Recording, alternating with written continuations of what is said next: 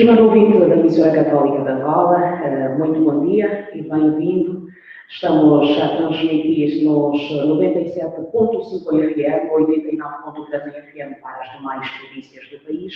Também já nos pode ouvir pela internet. Temos à disposição as novas tecnologias, www.radiocoletia.org e nas plataformas digitais da JPD.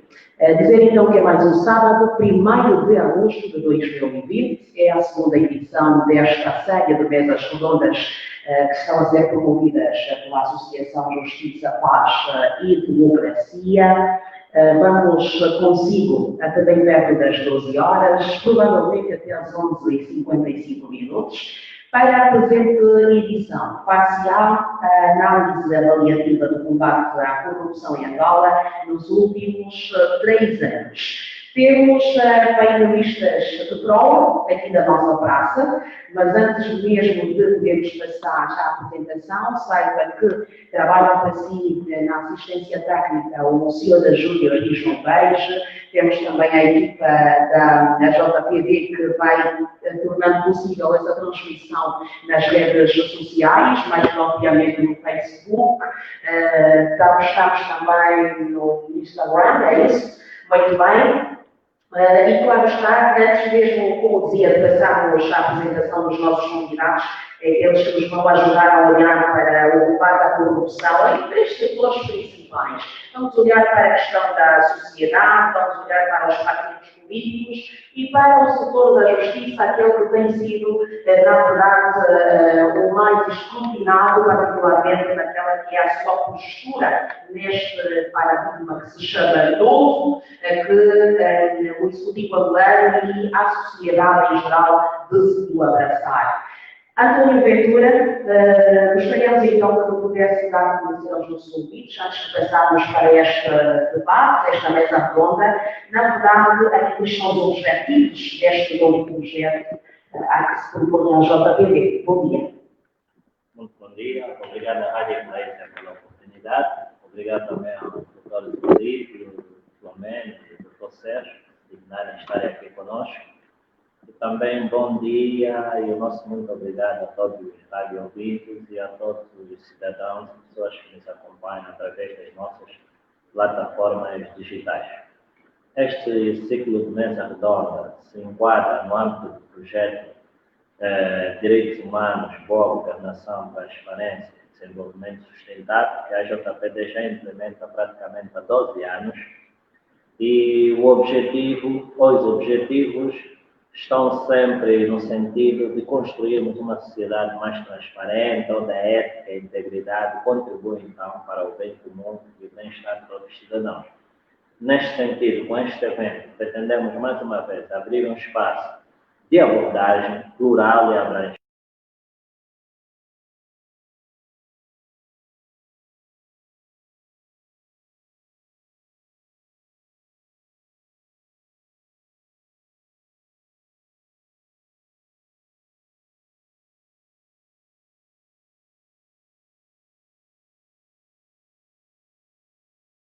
Também acompanhar a evolução deste fenômeno de uma maneira mais sistemática e lógica e racional. Por isso é que convidamos também aqui os nossos panelistas, são pessoas que no dia a dia têm estado a lidar, quer do ponto de vista acadêmico, quer do ponto de vista profissional, com este fenômeno. E por último também dar um contributo para a sociedade refletir sobre os efeitos das medidas que têm sido tomadas pelo Executivo. E o nosso contexto é evidentemente acadêmico, refletirmos sistematicamente como é que o fenômeno da corrupção tem estado a afetar a sociedade e, obviamente, apresentar os contributos, recomendações e ideias que poderão, então, no futuro, mais uma vez, serem seguidas pelo Executivo e os outros órgãos do Estado e pela sociedade, no sentido, então, de construirmos uma sociedade de ética e transparência na gestão e nos relacionamentos profissionais do dia a dia. Muito gratos, António Ventura, eu que também vai fazer parte destas reflexões pela JPD. Vamos então passar imediatamente para a apresentação dos demais convidados, a começar pelo Dr. Sérgio Raimundo, que é professor universitário e advogado bastante conhecido nas limites da Justiça em Angola. Doutor, bom dia e bem-vindo. É um prazer tê-lo. Muito bom dia. Bom dia, ouvintes da Rádio Coisa. Ótimo. Dr. Filomeno Vieira Lopes, economista e político, também bastante interventivo. É um prazer voltar a tê-lo aqui nos nossos estúdios hoje. Claro, estamos a fazer um exterior, mas ainda assim os nossos ouvintes já têm esta familiaridade com a sua voz. Bem-vindo. Bom dia, Rádio Eclésia. Bom dia, os colegas do painel. Bom dia, JPD. Bom dia a todos os ouvintes. Dr. Quilombo, além de Quilombo, é professor universitário, é politólogo e analista da emissora católica de Angola. É um prazer também voltar a tê-lo aqui neste formato diferente, não é? Para mim é uma honra agradecer à JPD e me der a honra de estar aqui e partilhar esse painel com duas ilustres figuras. Sinto-me pequeno e grande ao mesmo tempo. Muito bem. Deixa-me então lembrar aos ouvintes que nós transmitimos esta mesa redonda aqui a partir do auditório Conde Manuel das Neves, na Igreja de São Paulo. Vamos cá para podermos observar todas estas medidas de segurança impostas pela Covid-19 no âmbito da prevenção, daí para podermos respeitar o distanciamento social, podemos optar por fazer essa transmissão aqui no auditório Manuel Conde das Neves, que é mais vasto, obviamente, para que possamos então cumprir com todas as orientações. Vamos, sem mais demora, passar para as notas introdutórias de cada um dos nossos convidados, a começar então pelo Dr. Sérgio Raimundo, que análise avaliativa faz ao combate à corrupção nos últimos 3 anos em Angola. Vamos começar assim de forma global para depois irmos saturizando ao longo da nossa conversa. Bom, a minha opinião é que o combate à corrupção, até aqui levado a cabo em Angola, tem seguido uma estratégia errada. Errada porquê? Porque o que nós assistimos é o atacar dos efeitos e não das causas da corrupção. E isto, em poucas palavras, e usando uma expressão popular, o que nós assistimos é o tapar do sol com a peneira. Porque combater a corrupção não é só prender pessoas. É preciso atacar as causas. E quais são as causas da corrupção? Muitas delas estão aí, são visíveis. Começando pela fragilidade das próprias instituições. E aqui uma instituição fundamental no combate à corrupção é a lei da probidade, que quase não é observada, nem ontem, nem hoje. A começar pela declaração de bens. Enquanto a declaração de bens for feita nos moldes em que nós temos assistido, quer dizer, que ninguém sabe com quanto é que esta ou aquela pessoa chamada a exercer um cargo público traz no início do exercício do seu mandato ou das suas funções, dificilmente pode falar no combate à corrupção. Porque não há uma sindicância do crescimento do património desses titulares. E, portanto, não sei por que razão é que há tanta dificuldade de admitirmos que as declarações sejam públicas ou publicadas, para que a sociedade civil, e não só, possa sindicar o exercício dessas funções públicas. Se há crescimento do património, porque ainda hoje as causas, enquanto existirem, o que estamos a assistir é que estamos a prender aqueles que ontem, eventualmente, exerceram poder e se locupletaram de alguns valores ou bens, mas os que estão a exercer hoje também estão a se locupletar e ninguém sabe como sindicar esta atividade. Isto é que é grave. Quer dizer, doutor Sérgio, que hoje, ainda depois destes passados esses 3 anos, não é possível pensar-se, digamos, numa PGR aqui de forma direta, já que o doutor Sérgio vai nos empurrando já para o combate à corrupção na vertente da própria justiça. Não é possível pensarmos em órgãos de justiça que não recebem, não cumprem ordens do poder político. Olhar para a sua introdução. Eu acho que nem eu, Sérgio Raimundo, tenho que dizer isso. A própria sociedade tem estado a dizer isso. E o que mais me assusta é que uma instituição secular, de reconhecida idoneidade universal, que é a Igreja Católica. Na última reunião dos seus líderes das FIAs, foram perentórios em dizer que o que estamos a assistir é uma justiça seletiva e que a justiça tem de ser transformada em ato de vingança. Portanto, quando uma igreja desta dimensão vem assumir publicamente esta posição, qualquer coisa que nos obriga a todos nós, e particularmente aqueles que têm a responsabilidade de dirigir os times desta nação, de parar para refletir. Algo vai mal. E, portanto, o que nós assistimos é que realmente prende-se um aqui, outro ali, e nós sabemos que o quadro continua o mesmo. O quadro continua o mesmo, além do que para se combater a corrupção, mais do que a lei da probidade. As próprias leis que foram criadas para o combate à corrupção são, vamos lá, ambíguas, são frágeis, e há uma até que eu considero que morreu na essência. Qual é que é a primeira lei que foi criada, que é a chamada Lei do Repatriamento de Recursos Financeiros, que é a lei número 9/18 de 26 de julho. E eu digo que morreu na essência porquê? Porque se nós estamos a falar de recuperar dinheiros públicos que saíram de forma ilícita do erário público, e como não temos nota ou notícia de que o Banco Nacional ou o Tesouro Nacional foi assaltado, ou foi algo de um assalto, o entendimento é que este dinheiro só pode ter saído através de um funcionário público. Portanto, na origem do desvio dos dinheiros públicos está sempre um funcionário público que tinha guarda ou a gestão desses dinheiros. Automaticamente, estamos a dizer que na origem dos desvios dos fundos públicos está um crime de peculado. E se nós olharmos para esta lei, no artigo 2º, número 2, que o número 2 para mim já é incondicional. É incondicional porque privilegia uns e afasta outros.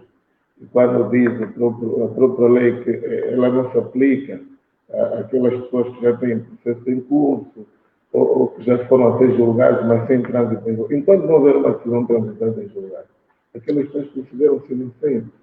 E se eles podem responder num processo de crime, ainda em instrução preparatória, e se sai esta lei, eu tenho que beneficiar também dela. Isto é, se eu tirei dinheiro público indevidamente, eu tenho que ter a possibilidade de, retratando-me, não é? Manifestando arrependimento, devolver aquilo que tirei e automaticamente também está sujeito aos benefícios desta lei. Havia uma lei, doutor Sérgio, Por que eu disse que esta lei morra na história? Se nós olhamos para o artigo número 2, diz que essa lei não se aplica nos casos seguintes, e na linha capa, afasta o peculado. Quando ela afasta o peculado, matou a eficácia da lei. Porque todas aquelas pessoas que foram funcionários públicos e que se beneficiaram ilicitamente do dinheiro público, não tinham como devolver o dinheiro ao abrigo desta lei, porque elas não estavam contempladas nos benefícios que essa lei veio aqui estabelecer.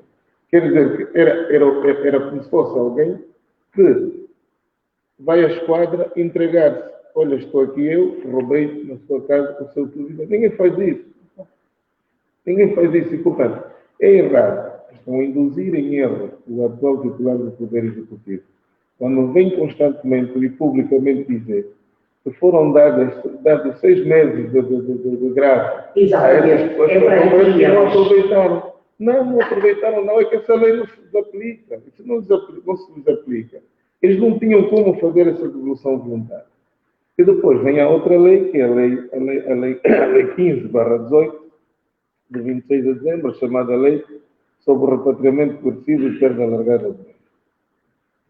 Se nós olharmos para esta lei, no artigo 1º, que define o objeto dela, diz que aquelas medidas só se aplicam em decorrência de uma condenação. O que está a dizer esta lei é que só deve ser aplicado a chamada colação depois de alguém ter sido julgado e condenado com trânsito em julgado. O que é que nós estamos a assistir? A PGR aplicar esta lei na fase de instrução preparatória. É uma incongruência. Ou as pessoas não sabem o que escreveram na própria lei, ou então há qualquer coisa aqui de errado. É intencional. Então criamos essa lei para quê? E depois, o número 9, o artigo 9 desta mesma lei, vem dizer que a entidade competente para aplicar a medida de apreensão dos bens é o juiz. E diz lá que o Ministério Público requer a todo o tempo.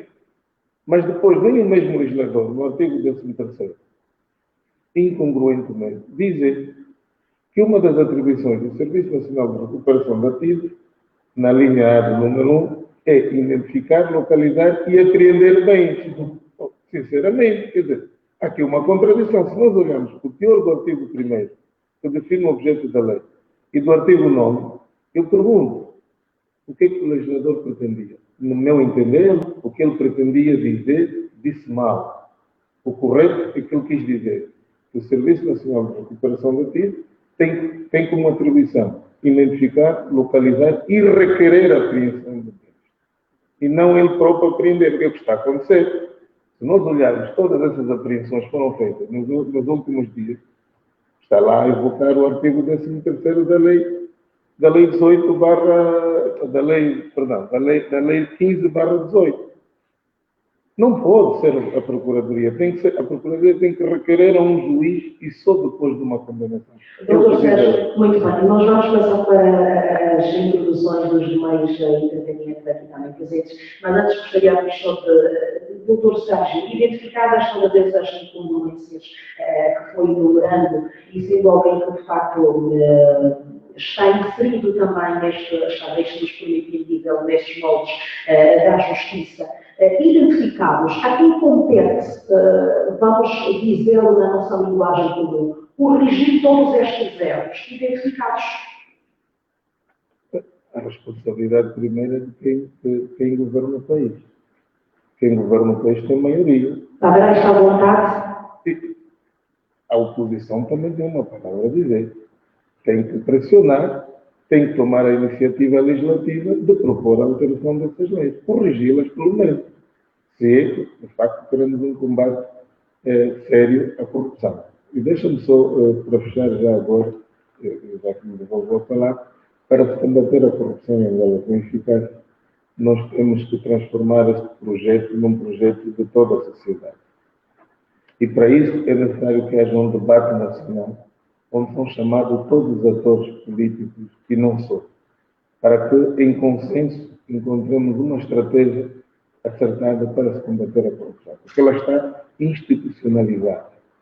E enquanto o problema da corrupção é um problema estrutural, não é conjuntural, isso implica a alteração da estrutura de funcionamento do próprio Estado, começando pelas leis e não só o surgimento de estruturas vocacionadas a esse combate à corrupção, com alguma independência e imparcialidade.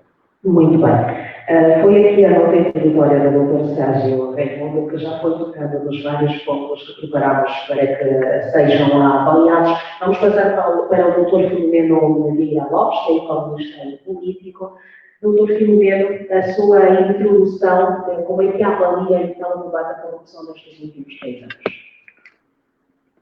Mais uma vez agradeço o convite que foi formulado para estarmos aqui a abordar este tema de grande interesse nacional.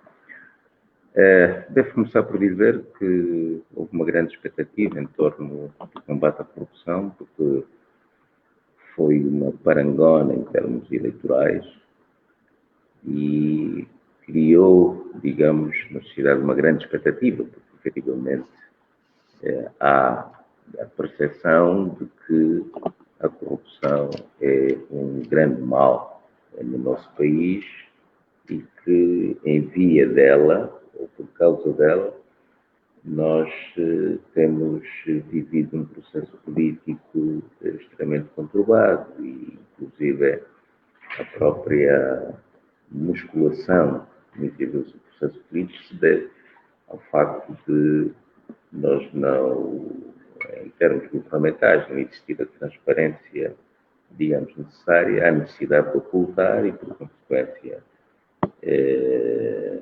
os regimes ficam musculados. Agora, esta expectativa, durante estes 3 anos, acabaram por estar um bocado durados. Em primeiro lugar, e aqui o Dr. Sérgio já pensou bastante neste debate, em primeiro lugar, não há um consenso sobre a corrupção.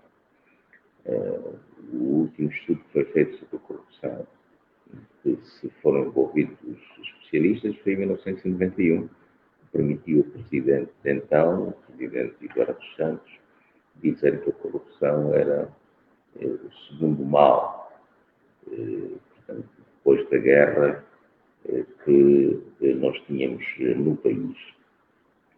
Mas houve um debate no seio do MPLA, mas não houve um debate nacional.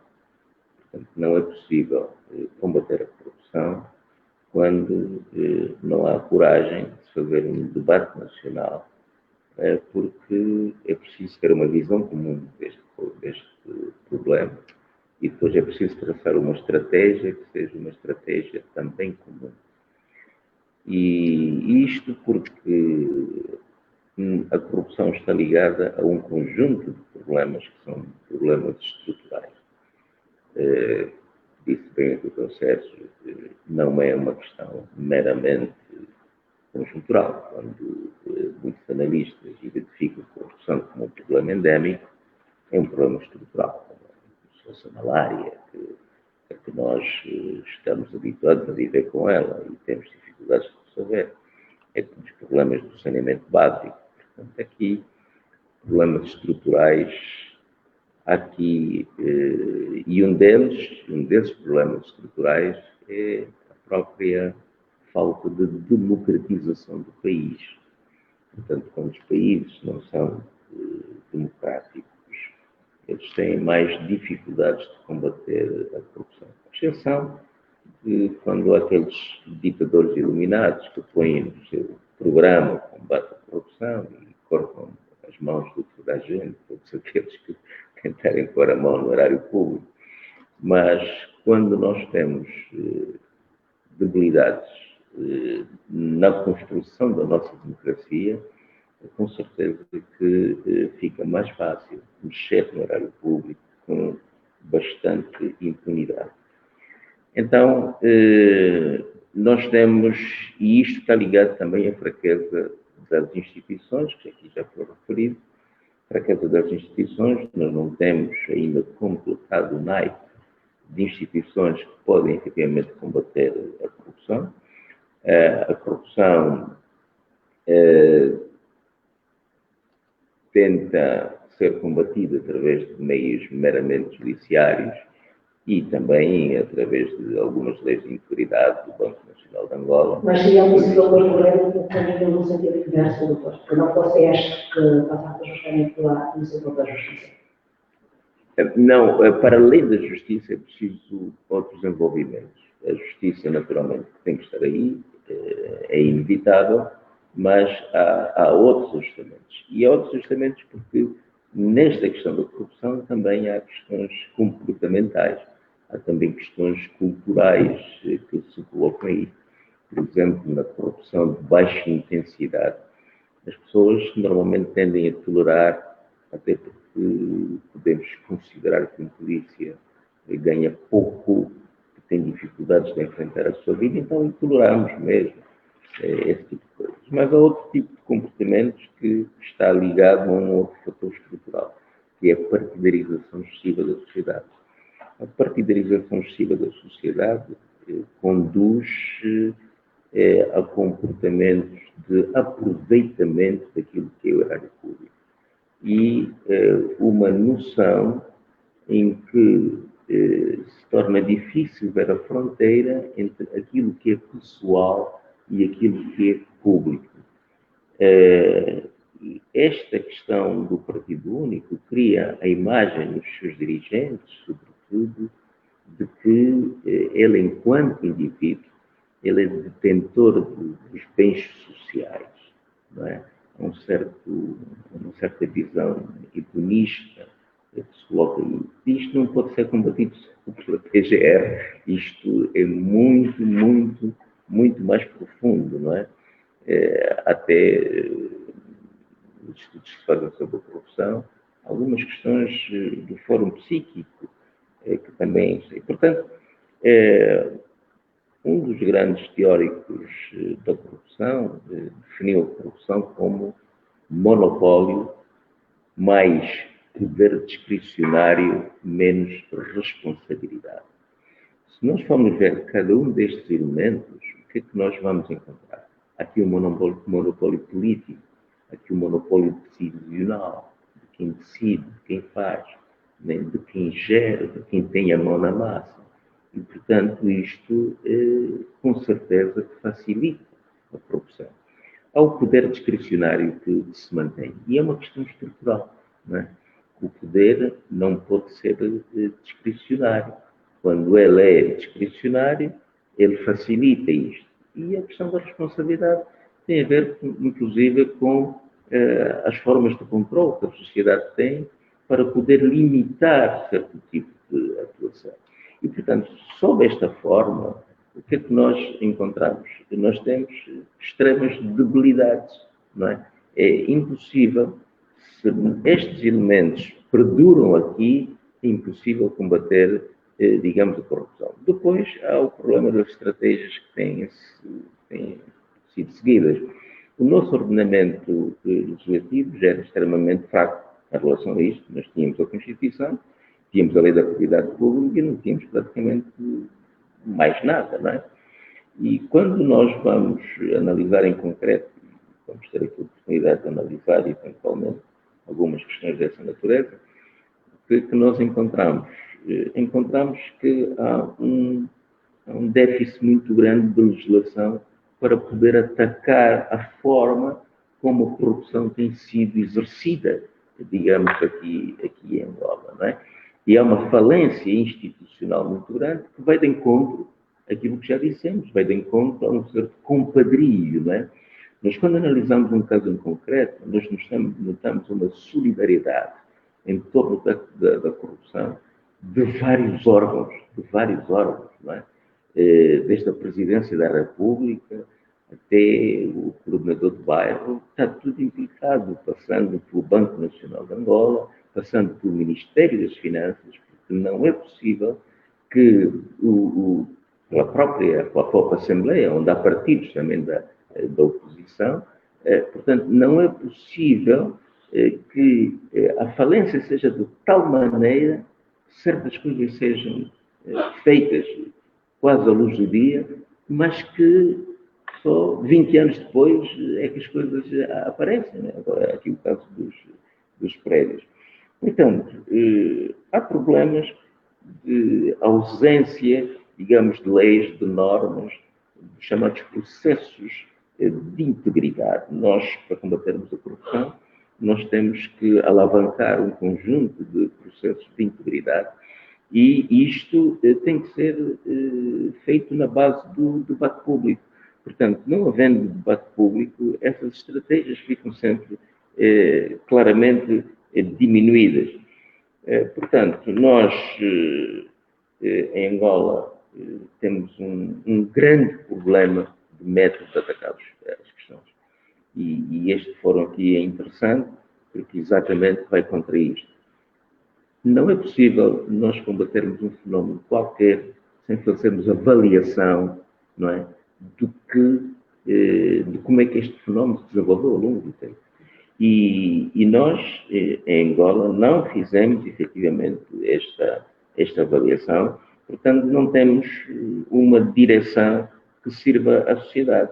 Portanto, continuamos a manter o mesmo critério, que também já houve no passado, de visar uns e outros em função de uma estratégia política que é só de um partido. O partido tem uma estratégia política, o seu presidente precisa eventualmente ser eleito, precisa muito do partido e tem medo dos reflexos que este combate pode ter. Portanto, começamos com muita expectativa, agora estamos numa fase em que há muita timidez, em que se notam os grandes defeitos do passado, os compadrios e tudo mais. Depois podemos falar um bocado mais sobre o tipo de soluções que continuam por...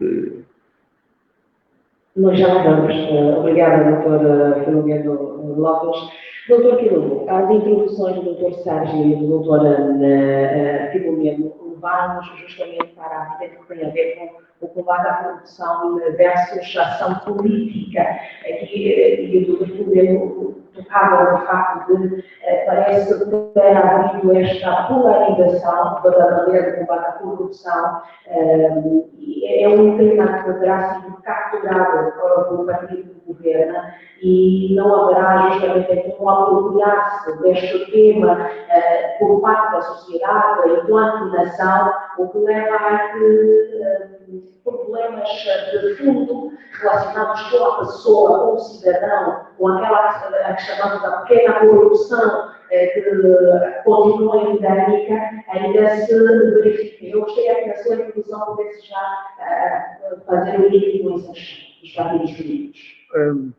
De facto, a corrupção apresenta-se como o maior mal a esta altura, por estar entranhada, enfim, ter tentáculos mais fortes que a cidadania. Aliás, o exercício do poder político em Angola é feito na base da corrupção. Não é possível manter 45 anos de poder político sem corrupção. A única forma de manter o poder político em democracia é pela boa governação. E nós não somos bem governados. Nunca fomos e penso que pelo andar da carruagem nunca seremos. Agora, eu acho que, depois de ouvir aqui os colegas, vamos centrar em aspectos que eu acho que seriam fundamentais para dar uma visão de combate de fato. Mas não podemos aqui deixar de reconhecer a coragem do Sr. Presidente da República, em assumir isto como nunca no seu partido assumiu. O MPLA sempre assumiu que existe corrupção, mas nunca assumiu o combate como tal. E quando João Lourenço, em sede de um congresso, o seu partido assume o combate, traz isso à agenda e faz um discurso muito forte, onde diz que nem que os primeiros a caírem sejam os seus camaradas.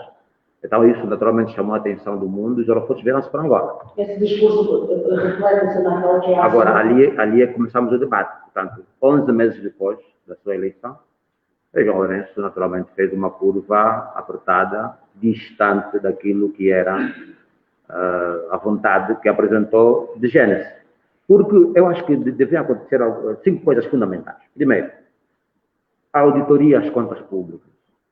Sonangol, dívida pública, Exército, BNA, é o primeiro sinal. O Dr. Sérgio falou sobre a declaração de bens, para mim seria o segundo sinal. O terceiro sinal, reforma de facto da justiça. Reformar a justiça de facto. O quarto sinal, a transparência, que tem que ver com fiscalização do Parlamento ao Executivo, revogar aquele famoso acórdão 319/2013 e depois levantar as imunidades. Portanto, eu acho que esses elementos seriam sinais inevitáveis de ruptura com o passado. O que se passa é que, em muitos momentos, podemos concluir que a máquina é a mesma, o movimento da máquina é o mesmo, tornou-se até mais subtil, só mudamos o maquinista, ou mudou-se apenas o maquinista. Então, esses elementos, para mim, demonstram que o presidente João Lourenço assume que não consegue combater a corrupção, porque combater a corrupção é combater o MPLA, e ele é militante do MPLA, esteve em muitos momentos mais importantes, em que o MPLA tornou-se uma estrutura poderosa, praticamente uma sociedade anônima, que tem mais de 60 empresas, por via da GFI, isso é público, quem quiser que pesquise, e, portanto, desse ponto de vista, não é possível combater a corrupção. Não se identificou elementos que para mim são fundamentais. A corrupção é transversal em todo o mundo, tem dinâmicas. Nos países desenvolvidos, ela está nos governos, está na banca, está nas fundações. Ou seja, se formos aos Estados Unidos da América, vamos encontrar esses 3 elementos. Se formos à Europa, vamos encontrar esses 3 elementos, países desenvolvidos. Nos países emergentes ou subdesenvolvidos, como é o nosso caso, temos o Exército, temos os partidos políticos, temos os recursos naturais, minerais estratégicos, portanto, temos as empresas estratégicas, temos as fundações, temos a banca, temos o Orçamento Geral do Estado e temos os tribunais. Portanto, estes elementos, para nós, se observarmos com alguma objetividade, são todos endêmicos. É por estes elementos onde passa a corrupção em Angola. Banca, a forma como os bancos funcionam, o BNA, a forma como o BNA funciona, a forma como as pessoas são levadas a serem presidentes do Banco Central, a forma como sentimos que os dinheiros vão parar, o Banco Central injeta divisas à banca privada, e esse dinheiro não se reflete na vida dos cidadãos, mas reflete-se em mercados localizados. Recursos naturais, temos, portanto, a Sonangol e a Indiama, que são as duas estruturas de drenagem de fundos por via desses recursos. As fundações, temos a FESA, portanto, Temos mais uma. Sim, a Agostinho a Fundação Sagrada Esperança, no caso. O próprio MPLA é um dos âmbitos da corrupção em Angola, se não o maior. Depois, como partido político, portanto, depois vamos encontrar os outros partidos também por via da Assembleia da República. E depois temos a corrupção política, por via das eleições, onde empresas que nós conhecemos aparecem como os arautos da realização eleitoral. Encontramos que os partidos políticos na oposição também participam, em grande medida, na corrupção, quando não têm coragem de não aceitar resultados, de desistirem do processo e deixarem que aquele que fraudulentou o processo ficar sozinho na Assembleia da República, também são indiciados em ser de corrupção. Portanto, eu acho que esses elementos que aqui acabei de citar, se fossem observados, principalmente aqueles que considero e que muitos consideram também os âmbitos da corrupção ao nível dos países subdesenvolvidos, estaríamos a estabelecer aqui uma verdadeira ruptura com o passado. E não aconteceu. Para terminar, o Orçamento Geral do Estado é um documento econômico que deve promover o desenvolvimento. Mas o Orçamento Geral do Estado de Angola é o número 1 na equação da corrupção. Porque os mesmos vícios do executivo passado na organização, fundamentação, alocação de verbas, a partir de hoje continuam. E só para dar um elemento. Despesas extra-orçamentais. O FMI chamava a atenção, o Presidente da República, Eduardo dos Santos, na altura, utilizava 25% do OGE em despesas extra-orçamentais. O orçamento ia para o Parlamento, aquele era discutido, mas ele tinha 25% daquele orçamento que não era discutido. E é por aí onde saíam verbas que eram desencaminhadas para ajudar o MPLA a manter o seu poder. Portanto, isso hoje ainda existe. Portanto, eu acho que é o meu primeiro ensaio.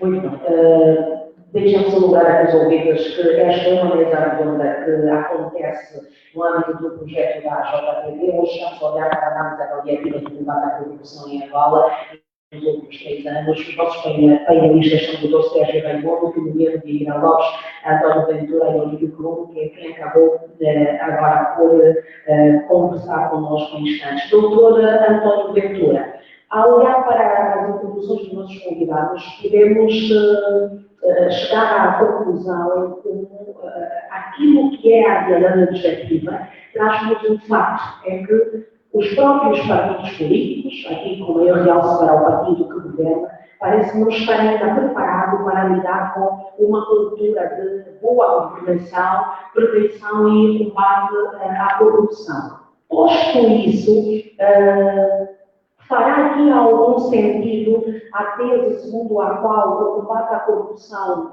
se terá transformado de um projeto de nação para um projeto pessoal de João Lourenço que, por meio desta capa, acaba por, de alguma forma, combater os seus fantasmas do passado? Muito obrigado. Nós ainda não temos um plano, um programa, uma estratégia de combate à corrupção que seja estadual.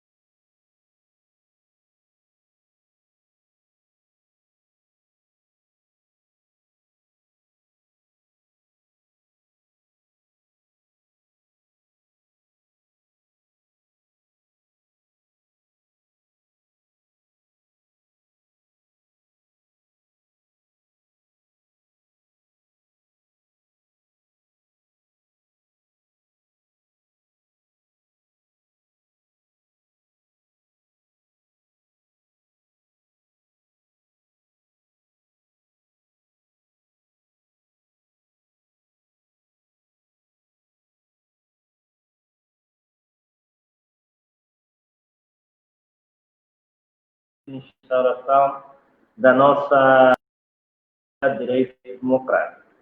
Neste sentido, há 5 aspectos que eu acho que são relevantes na nossa análise. Uma questão é da legislação, já se falou aqui, temos a nível interno e também por via dos instrumentos internacionais, legislação não é ainda bastante, mas pode ser ativada e melhorada para combater a corrupção. Todavia, algumas delas, tal como o doutor Sérgio já falou aqui, como é a lei da probidade, precisa ser revista. Eu até acrescento a própria Constituição, para termos um combate efetivo à corrupção, eu defendo que a própria Constituição também deve ser revista. Isso no domínio legislativo. O outro aspecto que eu acho que é positivo é a questão do compromisso político. Hoje, nas boas práticas internacionais, é importante que quem lidera, no caso, o Presidente da República e outros líderes da sociedade, assumam um discurso político contra a corrupção e da ideia de se pretender construir uma cultura de integridade e ética. É pena que, embora muito difuso e para mim ainda muito contraditório, o Presidente da República tenha tido esta iniciativa, quer no seio do partido, quer na narrativa que faz com a sociedade. Mas não me parece que seja já um compromisso sustentável, porque, como dissemos, a corrupção entremeou as várias estruturas do Estado, o partido, o Poder Judicial. Nós temos juízes corruptos, temos procuradores corruptos, muitos deles hoje é que estão a aparecer ou que pretendem aparecer como os arautos do combate à corrupção. Temos corrupção nos serviços de investigação. Agora, quando lia o jornal a questão das águas, o cidadão não tem água potável nas torneiras em casa, mas sempre que pretender a pagamento, tem sempre caminhões que podem vender água à sua porta. Os detentores desses caminhões, a maior parte deles são funcionários da IPAL, são funcionários do Ministério da Energia e Água. E isso nos leva a refletir sobre um instrumento que nós não temos, que é um plano ou uma estratégia nacional, estadual de combate à corrupção. Mas o que é que deveria conter? Eu penso que deveriam estar contidos num plano nacional de combate à corrupção. O doutor Filomeno, por exemplo, falou aqui da questão da falta de processos de integridade e ética na administração pública. Tudo isso se constrói. É uma cultura que carece de educação, que carece de transmissão de valores, como a honestidade, o respeito pelo erário público, o respeito pelas leis. E tudo isso vai se construir a partir das escolas, a partir dos gabinetes de integridade e ética nas instituições, quer públicas, quer privadas, e depois é que vamos ir para o último patamar, que é o processo da responsabilização. Tribunais, investigações e condenação. Nós aqui estamos a inverter a pirâmide, é como se estivéssemos num campo de futebol, e o ponta de lança pretende que o guarda-redes é que vai marcar golo. Não, o guarda-redes e os defesas estão na linha de defesa. E é aí onde deveria surgir os tribunais. Sem este plano estratégico nacional de combate à corrupção, eu acho que ainda continua. Não fica o combate à corrupção. Não me parece que sem este plano estruturado, em que envolva toda a sociedade, tal como se disse aqui, não me parece que possamos alcançar resultados sustentáveis. É importante, porque os reflexos do combate à corrupção têm que ter um efeito geracional. As próximas gerações de 20, 30, 40 anos têm de saber que o estar na administração pública, o estar ali é uma cultura ética. Nós hoje, vou dar um exemplo, olhamos para a Noruega e alguns países nórdicos como exemplos de integridade. Já em 1997, o então ministro norueguês criou uma espécie de gabinete de valores humanos. E estes valores fizeram estudos bem estruturados que deviam ser transmitidos a nível das escolas, das famílias, dos processos educativos da sociedade. E hoje, para além de elementos culturais, vemos o que são essas sociedades no domínio da integridade. Outro aspecto, se me permitir, o quarto, tem a ver com as instituições e as organizações. Tem que se criar organizações e instituições específicas para combater a corrupção. Para combater a corrupção. Não é o Estado. Nós até já temos uma lei, que é a Lei da Alta Autoridade contra a Corrupção, que foi aprovada em 1996. E até agora, esta alta autoridade contra a corrupção não é institucionalizada. Depois são os gabinetes de ética e de integridade que devem existir nos diversos departamentos governamentais ou até no setor privado. E, por último, se me permitir, é a mobilização e envolvimento da sociedade. Organizações da sociedade civil, as escolas, as igrejas, o setor informal, associações, sindicatos, todas estas devem se envolver ou devem ser envolvidas numa abordagem global. Vamos ter contradições, mas vamos definir as linhas de ética e de integridade que poderão direcionar não só a geração atual, mas a geração futura para uma sociedade que sobreviva ou viva com ética e integridade na gestão do erário público, na busca do bem comum e, acima de tudo, na construção de uma sociedade justa para todos. Esses são os elementos que nós achamos que são relevantes, que se têm em conta neste debate. Como se disse aqui, não serão apreensões, não serão... Isto é a lógica dos partidos socialistas, impor o terror e o medo. Mas não é isso que vai inibir, porque aqueles que ainda estão no poder, neste momento, continuam com a mesma lógica. Nós estamos a ouvir várias denúncias do que está a acontecer com os dinheiros que foram alocados para o PIN. Então, corrupção não se combate com apreensões, só com apreensões ou só com prisões. Não, não estamos a construir uma estratégia sustentável para o futuro.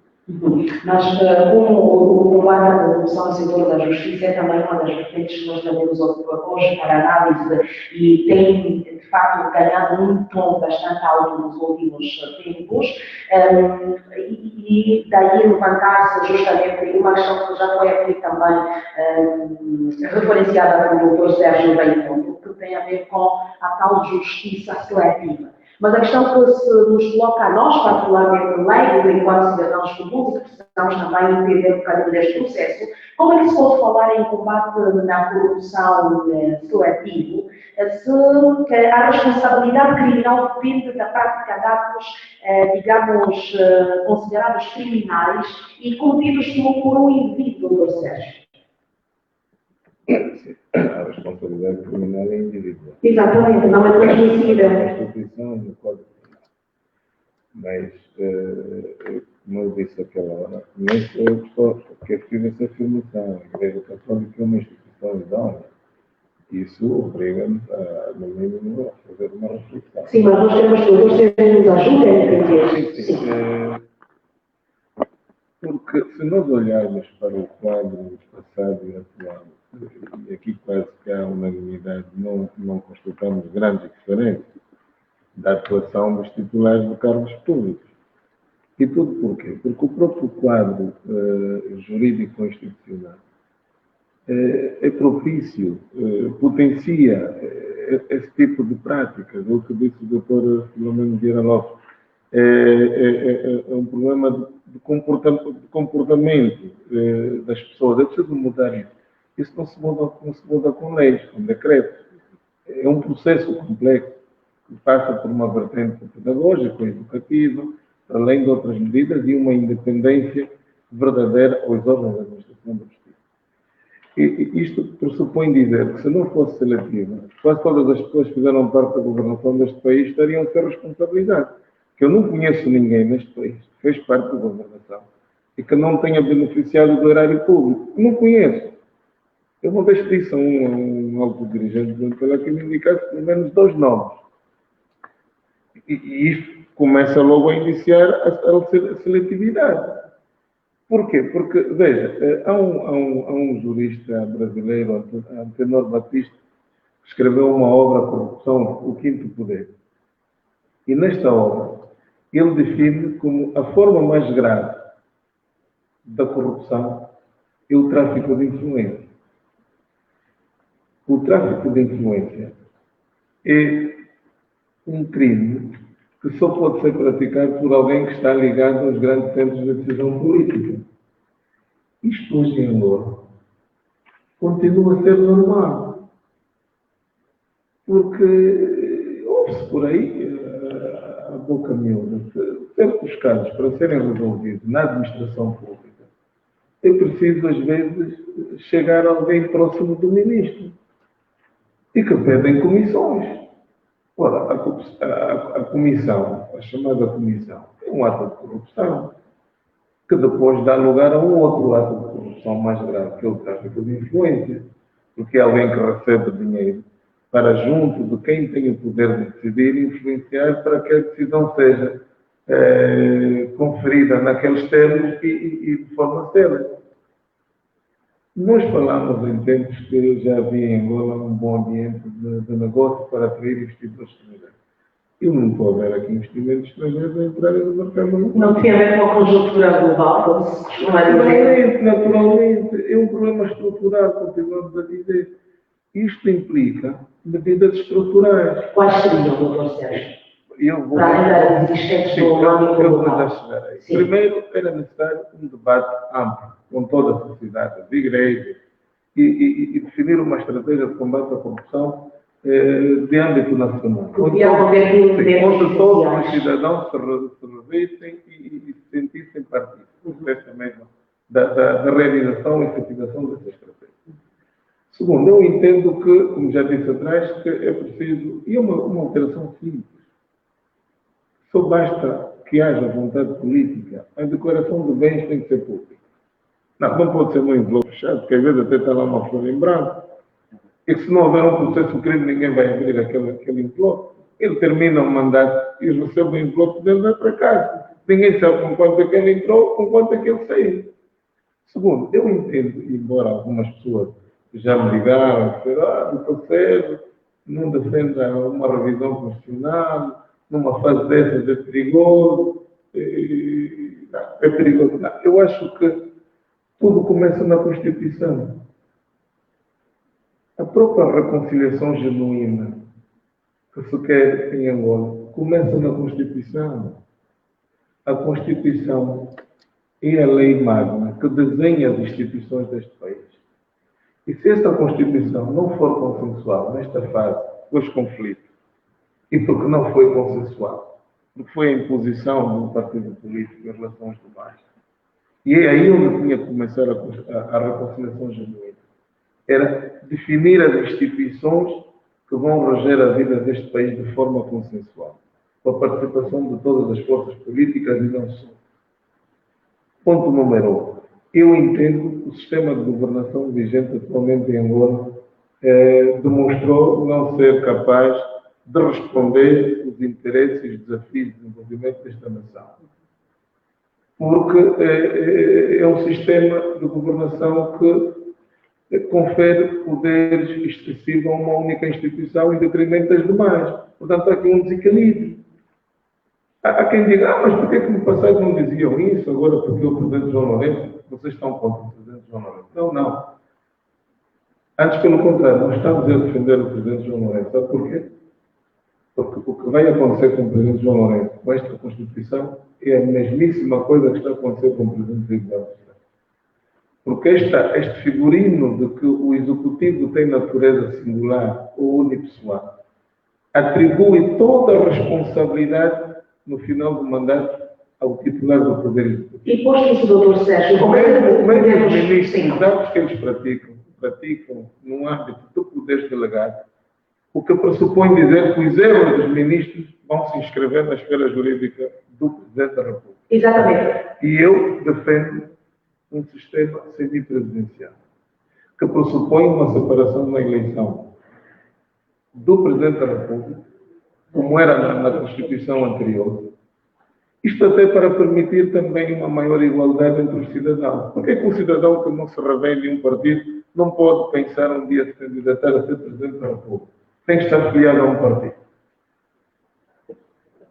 Isto é limitar a liberdade das pessoas, o direito das pessoas.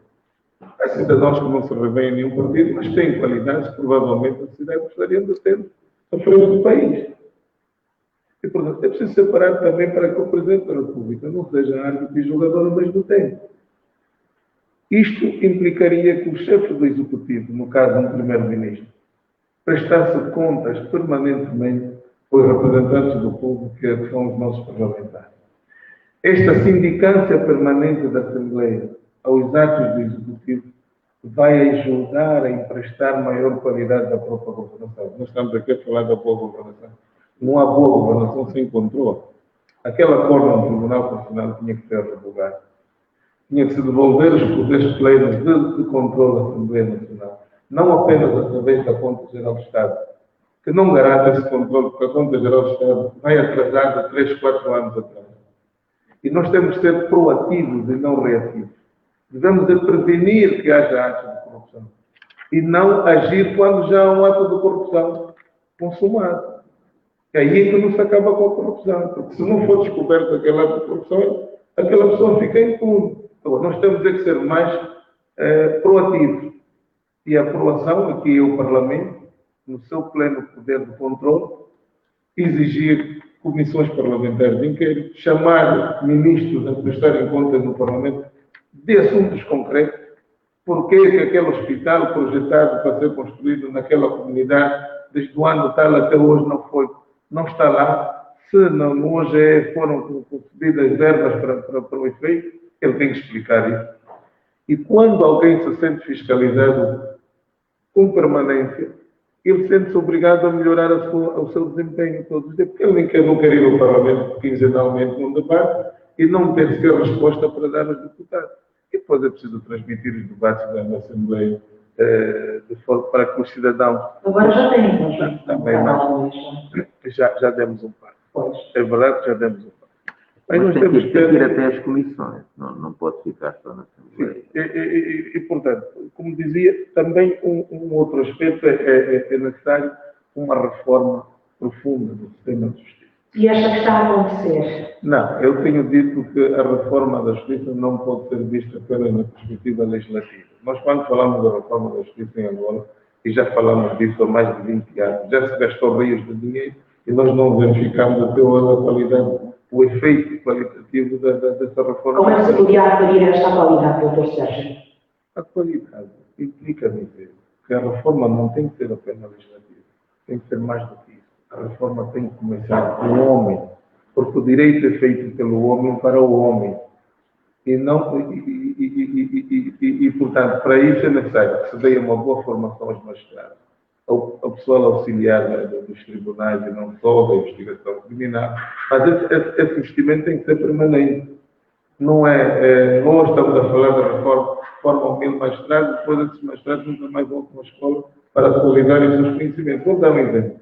A lei das medidas populares, que é a lei 25/18, barra 15, perdão, da 18 de setembro.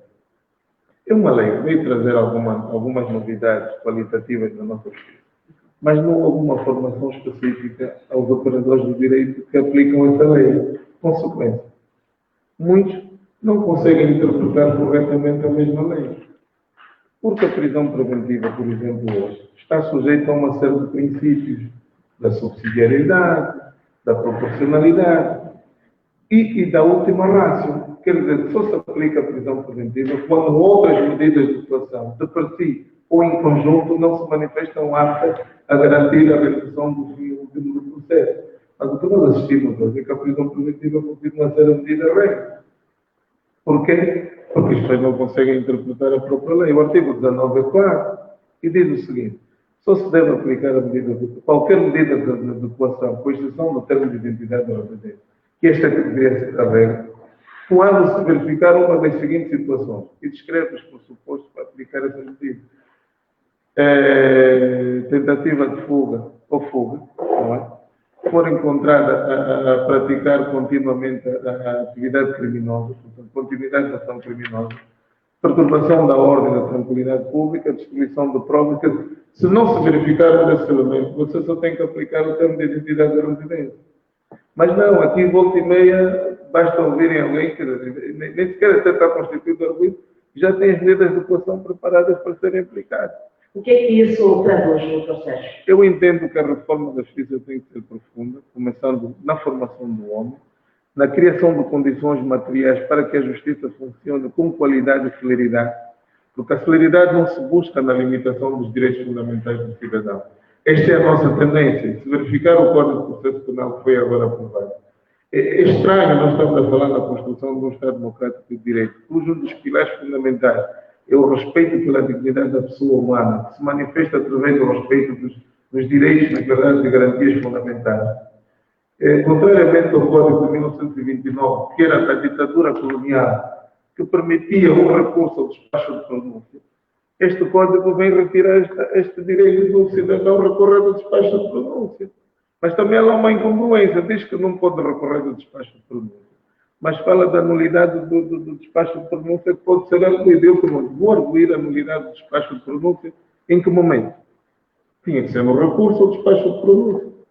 Se não há recurso, então não há como arguir a nulidade desse despacho de pronúncia. E não vai ser o juiz que pronunciou contra a lei a declarar nula o seu próprio despacho. Quem vai ser, doutor Sérgio? Não sei quem é. Eu ainda não consegui interpretar corretamente o que o legislador pretendia com esta nova consagração que faz no Código de Processo Penal. Por outro lado, eu entendo que é preciso que se acabe com o critério dos presidentes dos tribunais superiores e o Procurador-Geral da República sejam eleitos entre pares e depois os 3 mais votados, o titular do Poder Executivo escolhe um posto. Aqui começa a interferência política no sistema de justiça. Podemos ter um critério mais puro? Os outros países também fazem isso, não estou a dizer que o Presidente não possa nomear e forçar, mas entre pares são eleitos, o mais votado é o Presidente do Tribunal Supremo. O mais votado é o Procurador-Geral da República. Ele não tem que escolher ninguém, porque é a classe que escolhe. Porque é a classe que reconhece naquela pessoa qualidade e competências técnicas para dirigir aquela instituição. Sendo ou não da confiança do Presidente da República, ele tem que nomear. E mais, devemos adotar um sistema a nível da nossa Procuradoria-Geral da República, em que o Procurador-Geral da República, depois de nomeado formalmente e impulsado pelo Presidente da República, desliga-se totalmente desta entidade e que possa ter poder de investigar, inclusivamente, o Presidente da República em pleno exercício de função. Mas neste formato do nosso sistema político é possível? Por isso é que tem que se fazer uma reforma, tem que se alterar a Constituição, porque senão não temos como. A Constituição não permite isso, novamente, e, portanto, nós estamos aqui a dar subsídios de como melhorar a situação do quadro jurídico constitucional. No Brasil, por exemplo, o Procurador-Geral da República também é nomeado e impulsado pelo Presidente, mas ele investiga, instala o processo de investigação contra o próprio Presidente no exercício de funções. Nos Estados Unidos também. Não há subordinação. Não há subordinação. Aqui há, embora a lei da PGR, a lei orgânica atual, retirou o que estava na redação anterior, que vinha dizer claramente que o Procurador-Geral da República recebe instruções, depende hierarquicamente do Presidente da República, de quem recebe instruções. Agora tirou-se isso formalmente, mas na prática toda a gente sabe que isto é assim, porque senão há tantas denúncias de atos ilícitos praticados por pessoas que estão atualmente no Executivo e nós não assistimos nenhuma exoneração dessas pessoas, nem mesmo que essas pessoas sejam entregues à Procuradoria-Geral da República para responderem por aquelas denúncias, quando, contrariamente, a própria PGR vinha apelando aos cidadãos para que contribuíssem com denúncias sobre desvios do erário público. Há aí muitas denúncias e não acontece nada. Não acontece nada por quê? Porque isso pressupõe que o Procurador-Geral da República tem instruções de alguém para não incomodar essas pessoas. Porque senão basta a simples denúncia para que a Procuradoria-Geral da República de por si desencadeie o competente procedimento criminal. Permita-me só, perdão. Sim, e deixa-me só dizer à doutora Quilombo e ao doutor Filomeno que podem intervir a qualquer momento. Sei que dirijamos a palavra. Sim. Eu acho que a ideia de combater a corrupção, todos nós estamos de acordo. Agora, a questão da seletividade, eu já não tenho dúvida, isto é visível. Nós temos um exemplo concreto. Alguns cidadãos, quando viram os seus bens apreendidos ou as suas contas bloqueadas, viram seus nomes até publicados nos comunicados da PGR. E nós, recentemente, vimos 2 comunicados da PGR de apreensão de prédios. Ontem ouvimos um da entrega da TV Zimbo e do Grupo Média Nova ao Estado.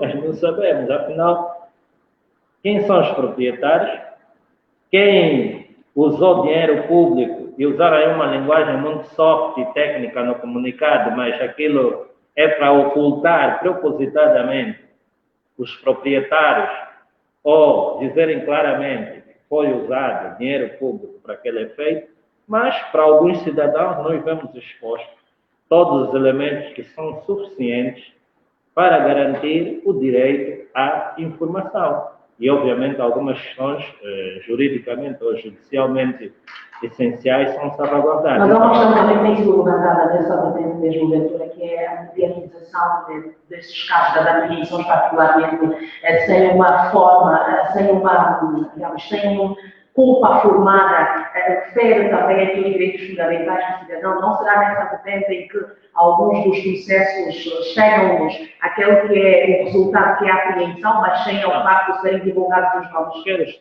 Os procuradores sabem, tecnicamente, digamos, dar essa informação ao cidadão sem pôr em causa os direitos. A questão que se coloca é o porquê que para uns colocam esta informação e para outros não colocam.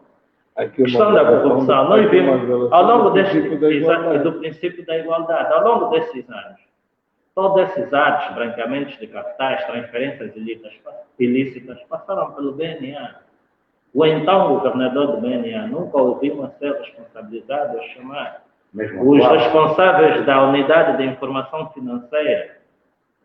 Não sei se me faço entender, eu quero deixar claro que, do meu ponto de vista, eu acho que quer os procedimentos da PGR, quer até os procedimentos de responsabilização do lado executivo, têm algum caráter de seletividade. Não tenho simpatia nenhuma, quero deixar claro, com a senhora Isabel dos Santos, como cidadã, só entendo que ela deve ser tratada num plano de igualdade com todos os outros aqueles que se aproveitaram do erário público, quer em termos judiciais. Outro elemento importante nesse capítulo é a questão do direito à informação. O presidente João Lourenço, ou a Assembleia Nacional, ou os órgãos competentes para efeito, provavelmente a PGR, ainda não disseram ao longo desses anos quanto é que foi recuperado, onde é que está esse dinheiro que está a ser recuperado, e se este dinheiro está a ser aplicado aonde? Porque este dinheiro, se de facto está a ser recuperado, pode ser usado ou drenado para atos de branqueamento de capitais ou para outros financiamentos que daqui a 2, 3 anos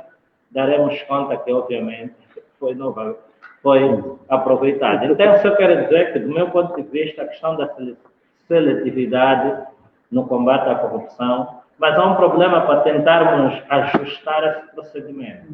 É a questão que nós já temos estado a defender há 12 anos. É preciso debater amplamente, com profundidade, com paciência, ter a capacidade de ouvir e de sermos criticados, de ver as nossas ideias não aceitas, sobre os caminhos sustentáveis, eu insisto, que devemos seguir para combater a corrupção. O que nós temos agora é uma espécie de... Nós já vimos muito isso em África. No Congo, presidentes depois a saírem do país, os filhos são perseguidos, depois o outro que vier também, depois de uns anos o presidente foge, os filhos... Já vimos isso em África. E os resultados, que até agora, daquilo que conhecemos um pouco, doutor Olívio domina muitas questões da política em África, não têm sido sustentáveis. Continuamos a ver as mesmas práticas dos anos 80, dos anos 90. O que é que mudou, afinal? É a retórica e a narrativa. E, obviamente, também o refinamento dos próprios métodos de drenarem e capturarem o Estado. Há um plano estratégico. O doutor pode ligar ao microfone. Há um plano estratégico de prevenção e combate à corrupção. Da PGR. Mas não é o... Isto mostra... Só a PGR. O global. Só da PGR. Não é o global. Mostra o sentido limitado deste combate. E aqui o Ventura já foi claro. Tem que haver uma estratégia nacional. Se não há uma estratégia nacional, é impossível fazer este combate.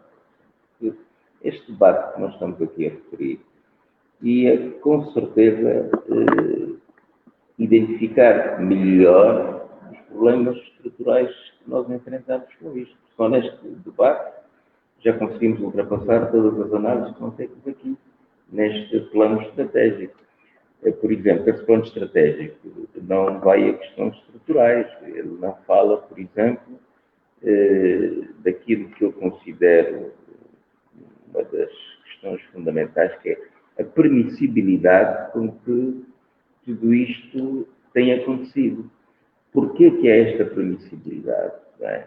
Isto está um pouco ligado à questão da partidarização das instituições.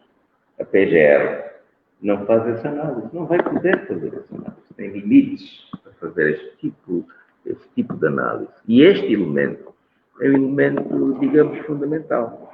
Aquilo que, por exemplo, se disse aqui, relacionado com a captura do Estado, em que o Ventura apontou a questão da propriedade, mas não só. Portanto, o sistema de regulação de várias funções aqui em Angola esteve sempre debilitado porque o Estado esteve capturado e o Estado foi privatizado por algumas entidades que são os donos disto tudo e se consideram o centro da sociedade. A luta contra este conceito de que é o centro da sociedade, que é um conceito que depois permite toda esta corrupção, é fundamental. Naturalmente que não vem aqui nesta análise.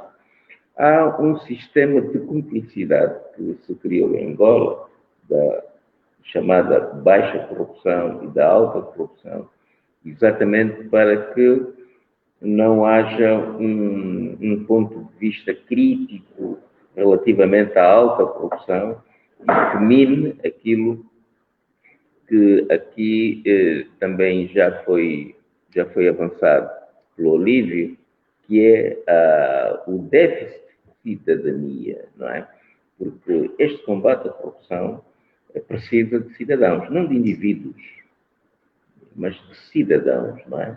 Pessoas munidas de um conjunto de valores que naturalmente vão intervir e podem contribuir para pôr as coisas na ordem. Agora, esses cidadãos têm que estar no direito ou têm que usufruir de um conjunto de direitos, como a liberdade de expressão, a liberdade de reunião, etc. Há um déficit fundamental nisto. E as condições de cidadania, se não se fazem, e esta crítica, esta observação crítica não pode vir no documento do Plano Estratégico da PGR, e, portanto, o que vai sair aqui de medidas de prevenção e de combate não vai ser adequada aos desafios, digamos, que isto tem. Portanto, já falamos aqui de uma questão estrutural importante, que é a efetiva separação de poderes. E isto é o calcanhar daqueles. Porque se o próprio Poder Judiciário está, digamos, ancorado, não só o Executivo, mas é um partido, não é? Ele acaba por ser, digamos, uma peça, um avalista da própria corrupção. E é o que se tem passado. Ao ser um avalista da própria corrupção, é impossível fazer o combate. Há questões estruturais que têm que ser removidas, e que têm que ser removidas com coragem, porque senão este combate fica efetivamente uma paródia, não é? Nós já vimos aqui a turbulência que existe na escolha de funcionários públicos. O Dr. Sérgio falou daquilo que é a chamada ficha limpa, não é? O indivíduo, para assumir um certo cargo público, tem que ter ficha limpa. E ele diz, quem aqui daqueles que têm sido, porque as pessoas caem na horizontal, né? Vão de um lado para o outro, não caem na vertical. Porque o problema aqui é que a corrupção é um inimigo, não é um mero adversário, né? E os inimigos têm que ter, e eu não estou a falar de pessoas, estou a falar efetivamente do fenómeno, da substância, não é? E é por isso que nós pretendemos que este assunto seja encarado com grande profundidade. O doutor também falava aqui da questão da ficha limpa, que foi também referida pelo doutor Sérgio Raimundo, e ao olhar para aquela trajetória, talvez governativa, se podemos considerar que os gestores públicos que são tirados daqui de ministros, depois alguns vão a governadores, e há a tal chamada dança das cadeiras. Ao olhar para isso, e se de facto olha lá, é o partido que continua a governar. E os rostos vão passando de cadeira para outra.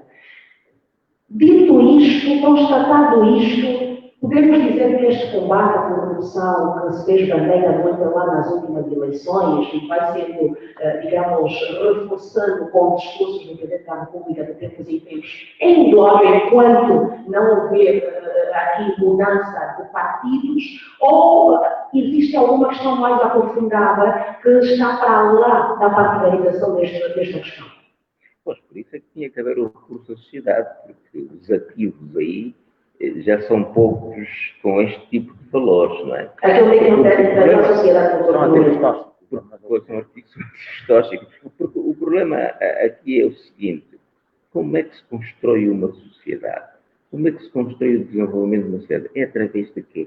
De valores, né? Ou basta ter conhecimento, ou basta ter uma certa posição? Não, são os valores. Já está muito claro que aquilo que permite o desenvolvimento da sociedade são os valores, o que significa que a ética é absolutamente fundamental em política. Porque se não for isto, as sociedades efetivamente não crescem, as sociedades paralisam. E, portanto, tinha que se ter coragem de se ir até aí e transformar-se o MPLA naturalmente num partido normal como são os outros. Não pode ser um partido cheio de privilégios e ser urgente da discriminação. O MPLA não consegue fazer isso. Pois, era isso que se esperava, a expectativa que o presidente João Lourenço deu à sociedade, que foi esta. E era isso que é preciso fazer. É preciso ter muita coragem, naturalmente, neste contexto, para fazê-lo, não é? E é por isso que os truques todos se mantêm, não é? Não é possível que estejamos, não tenhamos cuidado em saber quais são os ativos que certo candidato a governante, digamos, tem, não é? Porque, repara, no caso do Revelais, o que é que nós notamos neste aspecto particular?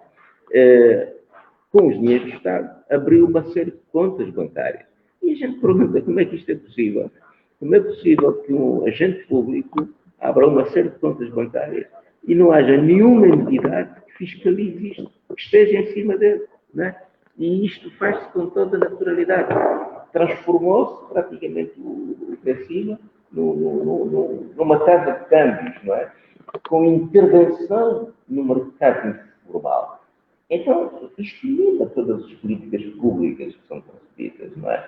Portanto, nós disse o Banco é as pessoas vão para o informal por causa do fato e gravata, assustam-se com isso, mas estamos a ver que, afinal, pessoas de fato e gravata intervêm de forma ativa no mercado normal. Nós já vamos parar depois do meio para a nossa última meia hora das conclusões, porque o tempo está vamos por dor. Doutor Diogo, estamos a olhar para o fator homem, já que levando isto para a esfera dos partidos políticos parece depois terminado-se em análise e lutas iguais, olhar para tudo quanto foi dito aqui. Mas os ativos, enquanto individuais que vão ser capazes de, digamos, assumir cargos públicos e dominar o país, podem ser encontrados na academia. Mas a questão se coloca é que, é claro, embora existam exceções, mas boa parte também das pessoas que nós conhecemos na academia e que se dizeram conhecer alguma idoneidade e intelectualidade castiça, fazem parte do canal. Sim. Afinal, o que é que faremos? Bem, Angola é o nosso país. O MPLA é um partido. Os outros partidos são outros partidos. São partes de Angola, não são Angola. E é importante que nós tenhamos isso em linha de conta. Quem governa, tem que governar com todos. O presidente João Lourenço, infelizmente, assumiu que governar para todos não governar com todos. Ou seja, ele não consegue, não sabe, não aprendeu e nunca vai governar com pessoas fora do seu partido. Por uma razão muito simples. Porque o MPLA tem, nas funções executivas, o pagamento do exercício do bom militante, de tal ordem que o governador do Kwanza Sul assumiu que não está ali como Nunca foi. Ele disse, eu estou aqui como ativista. Portanto, ele foi delegado, uma missão para ir a uma determinada circunscrição geográfica, exercer funções executivas e defender os interesses do partido. O que podemos concluir diante desta panóplia? Nós estamos a caminho, falta muito pouco, de consumar uma ditadura perfeita, onde as leis são o fundamento da manutenção do poder político. Tudo é de lei. Deixa-me dizer que a escravatura era de lei, o nazismo era de lei, o apartheid também era de lei, e portanto não eram boas leis. E quando avançamos para o combate à corrupção, olhamos necessariamente para as leis. E aqui avanço por um ditado popular que diz: diz-me que leis tens, e dir-te-ei se és um Estado de Direito e democrático, ou não. Com que lei, João Lourenço, tem estado a trabalhar? Temos aqui a PGR, o Dr. Filomeno tem o documento, também tem, e a PGR apresenta lacunas gritantes, desde meios humanos e materiais. A PGR não tem estrutura para combater a corrupção em Angola, porque ela assume nesse documento que os corruptos são mais organizados do que a própria PGR. E isto é um déficit no combate. O outro déficit no combate é assumir, o MPLA tem que assumir que é o maior promotor da corrupção. Não, o MPLA não consegue fazer política sem corrupção. É impossível. Porque ele tomou o Estado, diluiu todas as outras funções do Estado, diluiu os partidos políticos, e o Hitler faz aqui uma crítica em função da posição que tive. Eu acho que os partidos políticos na posição podem fazer mais. Podem fazer mais. Se desistir é assumir o resultado eleitoral, isto pode complicar de que maneira a legitimidade de quem tem poder político. Sim. Pode ligar a fazer um encaixe com o que disse. O Antônio Ventura e o Dr. Sérgio Nuno e o Dr. Filomeno tocaram na questão que tem a ver com a necessidade de, para além de outros aspectos, ajustes que devem acontecer neste processo de combate à corrupção, olhar também com coragem para a necessidade de se partir para, digamos, uma revisão constitucional. Mas a questão que se coloca é aquele formato de sistema político a que o Dr. Sérgio Nuno fazia referência, que é o semi-presidencialismo, que é o primeiro-ministro, enfim. Sim. Nós já tivemos um formato idêntico, mas os partidos da oposição, com a representação na Assembleia Nacional, votaram nesta Constituição da República atual, embora... Não votaram. Eles não votaram. Foi um partido que a Constituição da República é um documento do MPLA. E o MPLA é o que mais viola o mesmo documento que esse o MPLA do próprio presidente da República. Exatamente, é um fato que chocava bastante. Mas, a princípio, nós, quando vamos para uma das páginas da Constituição da República, vemos aí todos os cidadãos, no caso, os nossos representantes, que participaram daquele exercício da discussão, da análise, da aprovação da própria Constituição da República. Estão lá os seus nomes. São deputados novos que nos representam enquanto cidadãos comuns. Embora se coloque aqui a unidade da maioria parlamentar, que é do partido que governa. Como é que nós podemos contornar isto? Se um dos fundamentos essenciais que nos podem possibilitar esta revisão constitucional também tem a ver com o peso do voto dos deputados na Assembleia Nacional. Absolutamente de acordo. Tem que haver sentido de Estado, tem que haver sentido de país. É preciso assumirmos Angola como nosso país. Não vamos ter que esperar as próximas eleições. Não. É preciso que os políticos assumam que este é o nosso país e que o nosso país está a ser assaltado. O nosso país foi tomado por um grupo de pessoas que pertencem a um partido que nós sabemos qual é o partido. Os políticos têm que assumir isso. Até pode haver uma Assembleia Constitucional ampla, absolutamente. Com intervenção, mas também os cidadãos. Sim, eu quando refiro aos políticos que serão os tais decisores, né, que estão na linha da frente a nível do Parlamento. Agora, os cidadãos, e eu ali avanço para um pacto de Estado. E, há pouco, no discurso da Assembleia da República, o presidente do maior partido da oposição assumiu essa vontade. Então, tem que assumir que não vai conseguir levar esse país daqui além se não for com os angolanos. O MPLA está, há 45 anos, a tentar pôr a linha no buraco da agulha. E não está a conseguir. Isso não é possível. O país está adiado. Nós temos que assumir que o MPLA adiou o país. Eles têm que assumir isso. E sem assumirmos isso, não vamos arrancar lado nenhum. Nós somos africanos. Disse que o país está bloqueado. Absolutamente. Eu subscrevo. Se não assumirmos isso, não vai ser possível. Os documentos estão aqui. Estão aqui as leis, completamente atabalhoadas, completamente oportunistas em defesa de uma estrutura. Vai ridicularizar a nossa democracia. Já está a ridicularizar. Por exemplo, sempre lá ganhar as próximas eleições, e em função da máquina eleitoral que tem, com a estrutura de tentáculos, de manobras que tem, fica ridículo. Fica completamente ridículo. A alta competição é feita com competidores de capacidade de se manter nessa alta competição. Quando você altera a regra do jogo, Você me chama para jogar futebol. Eu venho falar de trajado para jogar futebol. E as tantas pessoas jogam basquete ou garrafinha. Você altera o sistema de jogo e eu sinto-me impotente em poder jogar. Então, é esse o nosso Estado. Um outro partido político seria capaz de mudar toda esta atmosfera que vivemos? Vamos voltar à gente. Tem que haver auditoria às contas públicas. Tem que haver sindicância. Neste momento, é uma grande dificuldade o Presidente da República assumir que contas públicas, Sonangol, Endiama, Exército, OGE, MPLA, fundações, são âmbito da corrupção e mantém-se intacto. O MPLA tem mais de 60 empresas. O problema não é só o partido político. Já vimos aqui uma questão fundamental, que é a questão constitucional. Quem quer que seja, se sente nesta Constituição, é um ditador civil. Sim. Dá-lhe essa possibilidade. Quer não. Não cria instituições democráticas para fazer avançar o país. Por outro lado, também já vimos aqui que esta matéria é uma matéria de debate nacional. Porque, por exemplo, há certo tipo de coisas que tem que ser feito. A Ventura que já falou, na questão de corrupção, tem que haver uma autoridade ou instituições independentes de combate. Se isto não existir, está na lei, mas o Presidente da República tem medo de implementar esta postura, porque ainda não descobriram quem é que pode ser manipulado para isso. Não é? É ridículo acontecer isto. As instituições internacionais que dizem que querem transparência para Angola nunca põem esta questão.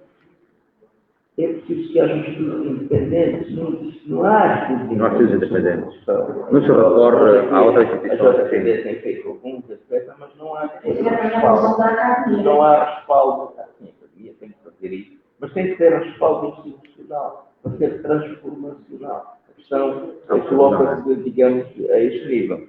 Então, nós temos que mudar um bocado a lógica disso. Por exemplo, até podemos começar com coisas muito simples.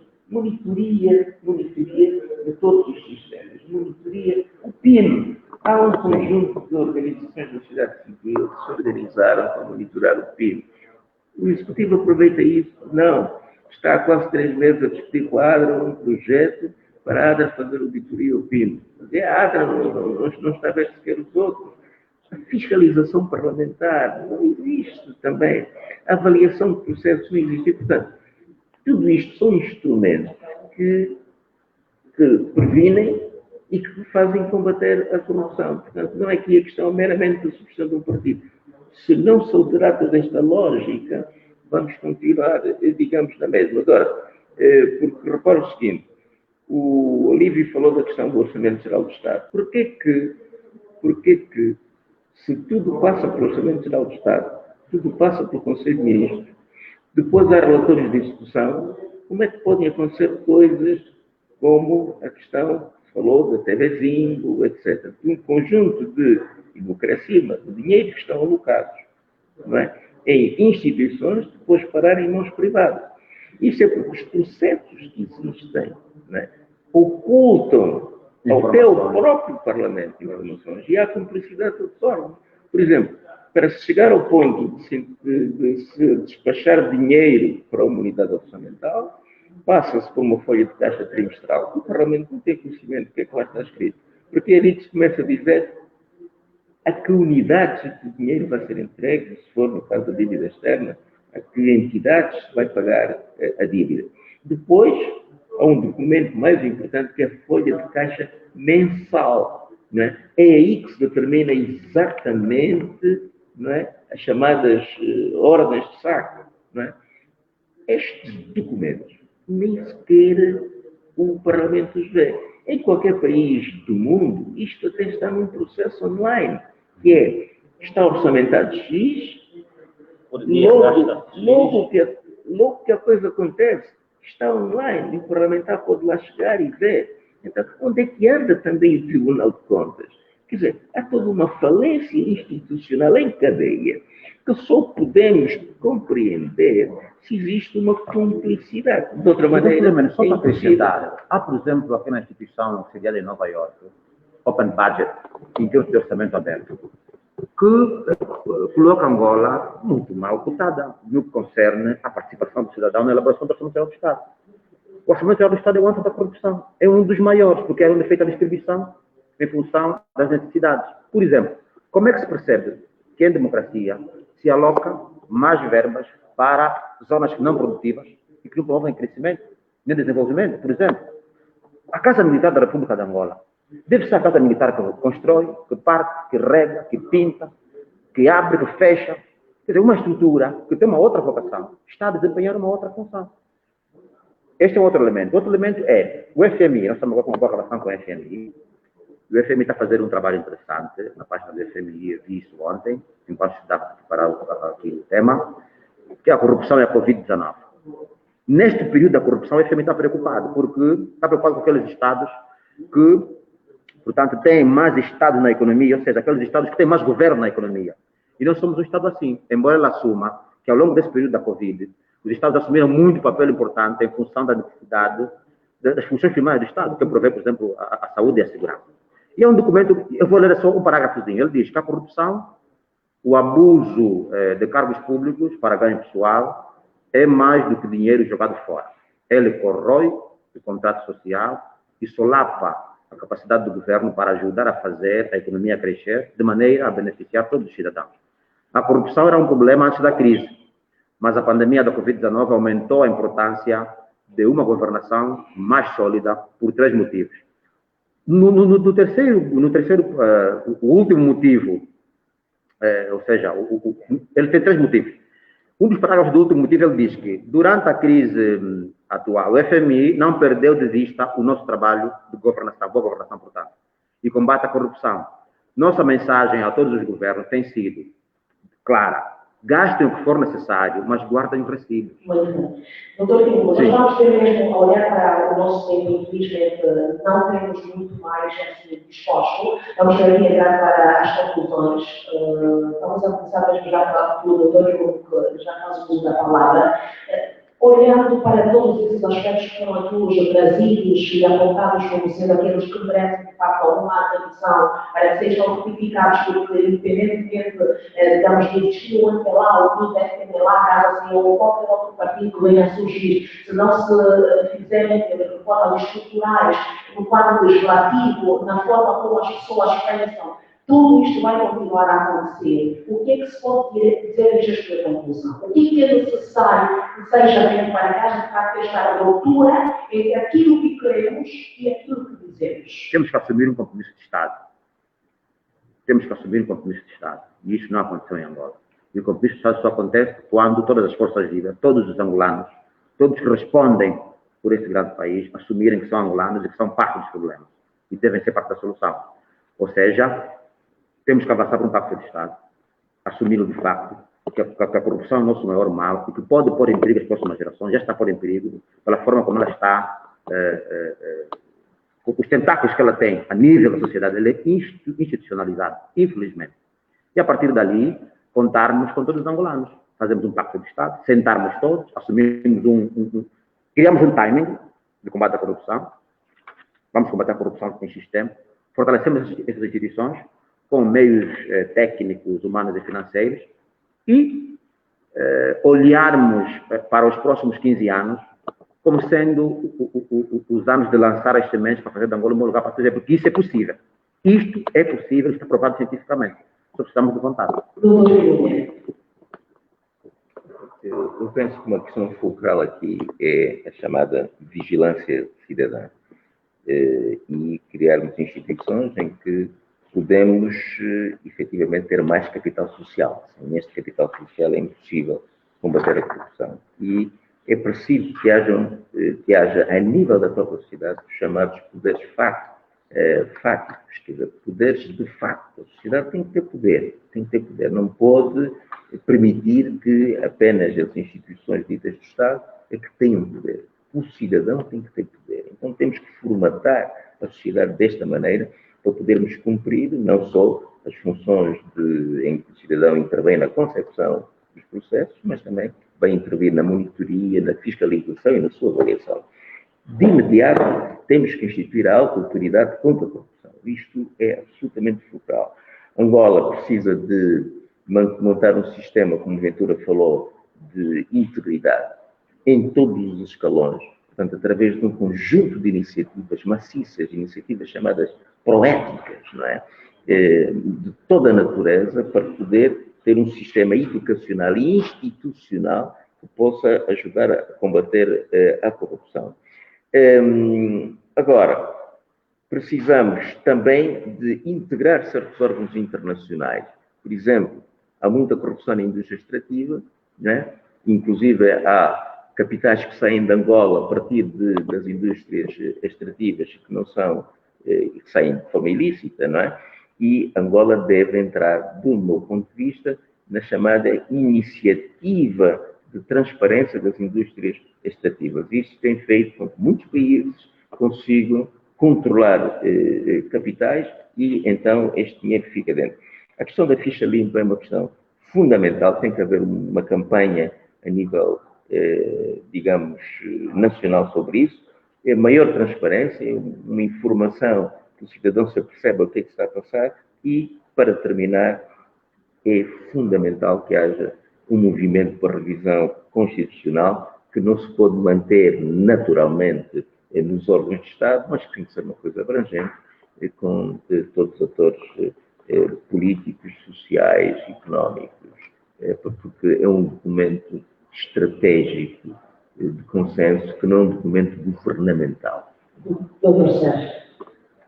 Bom, em primeiro lugar, eu subscrevo todo o quanto foi aqui dito pelos nossos colegas de painel e acrescentar tão somente duas notas. Por tudo quanto aqui se avaliou, chegamos à conclusão que é necessário repensarmos toda a estratégia de combate à corrupção, através de um debate amplo e profundo, com todos os atores da sociedade, incluindo partidos políticos, igrejas, organizações da sociedade civil e não só. Portanto, para definir uma verdadeira estratégia nacional de combate à corrupção. E também a criação de condições não só jurídicas como materiais para um efetivo combate à corrupção.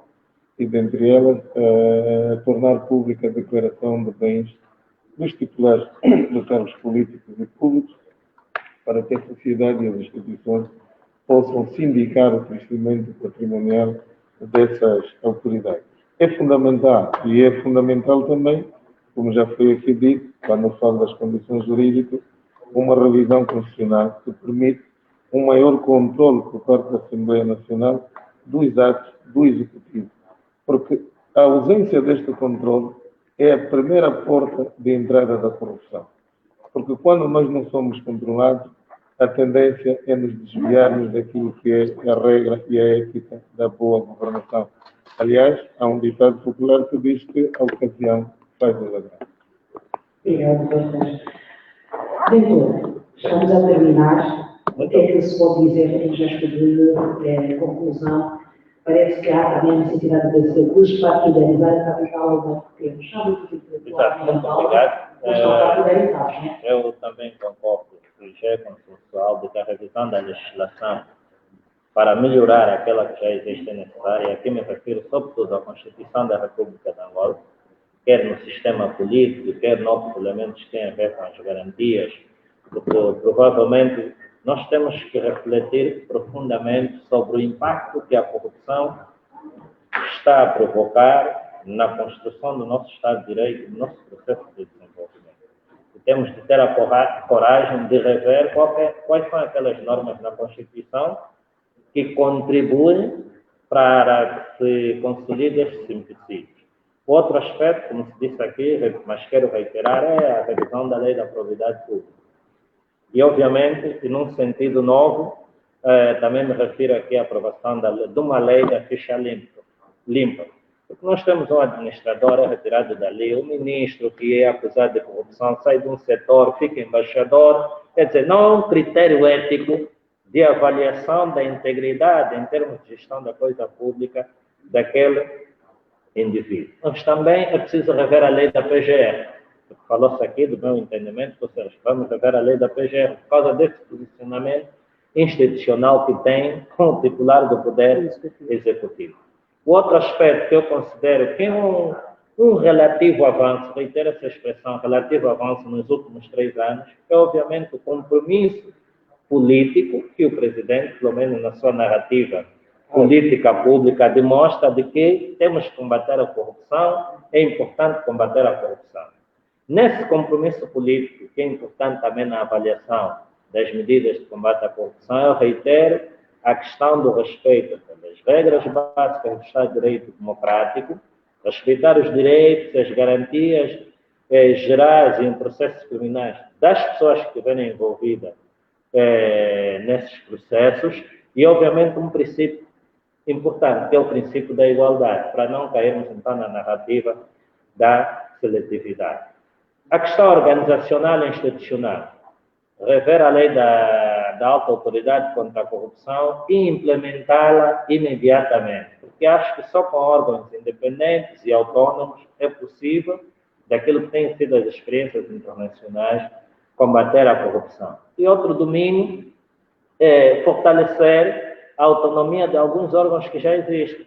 Investigação criminal, a unidade de informação financeira, o departamento da PGR de combate à corrupção. Essa autonomia tem a ver não só em termos de condições de trabalho, em termos orçamentais, porque há setores da Procuradoria não têm papel, não tem espaço para trabalhar, em algumas províncias nem sequer tem energia, tem intônia para imprimir documentos. Não é possível combater a corrupção neste setor.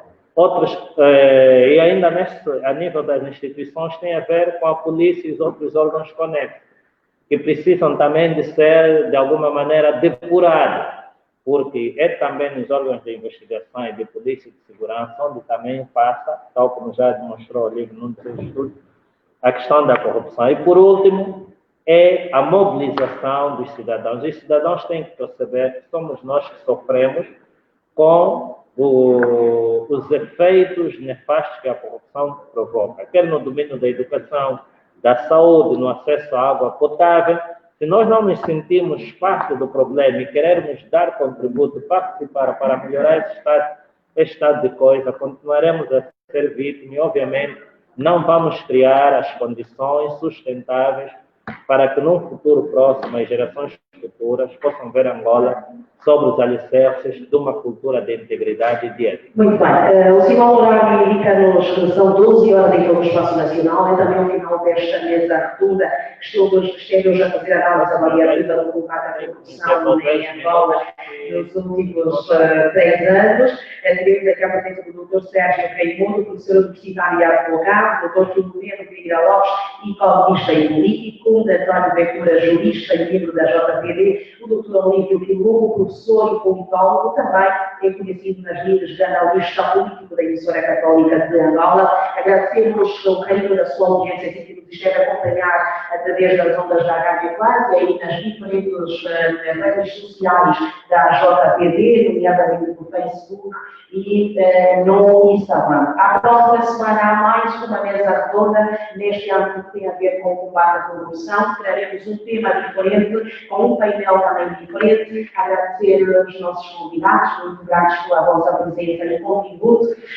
Dispensa de Silciona Júnior e os bombeiros que estiveram com a segurança técnica. Temos também aqui outros integrantes da parte da JPD que garantiram a transmissão nas redes sociais. Meu nome é Esmeralda Chiara Direito, voltamos a estar juntos na próxima oportunidade. Até lá, que Deus abençoe a todos rica, poderosa e abundantemente. Bom dia.